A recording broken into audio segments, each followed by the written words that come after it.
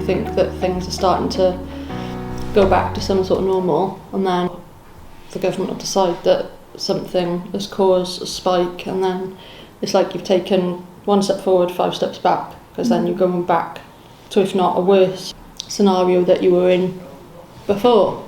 With me being autistic as well, I find that very disruptive, especially if you like used to having a routine. It just sends my mental health into a spiral. Over the summer then, when we had the Eat Out to Help Out and things like that, and things were starting to open back up, we've sort of gone backwards now, and winter as well didn't help. I haven't seen a lot of my friends since March. I've met up with a couple of them once or twice over the last sort of 6-7 months. When we had the fire break, I did notice that like my mental health went downhill, and I sort of reached out on Facebook and put that I was sort of feeling useless and just feeling just like a failure really, like I just didn't feel like I had a purpose or anything. My sleeping pattern was all over the place, I was sleeping all day, and then just a couple of friends reached out, just sort of checking in and just asking how I am. I just think it's really nice that friends check in even though they may be struggling themselves, and it really lifted me, even though it was just like a text. It makes you appreciate friendships and stuff more. You're back to like reality.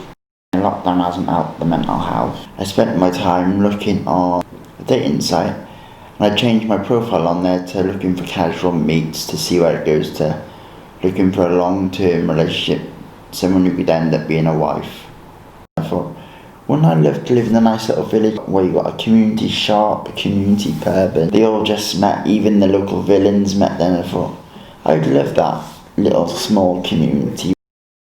I missed my family because my mum lives quite far away. I couldn't see her. She was in the shielding group. I struggled with that.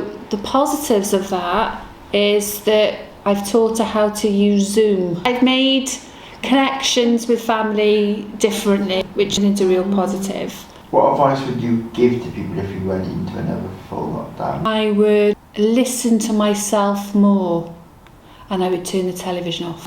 For the first 2 weeks, I listened to every single bit of news, really tried to think, oh, can I do this next week, next month, next time if it happened, we know what this now is, and we've survived the worst part of it.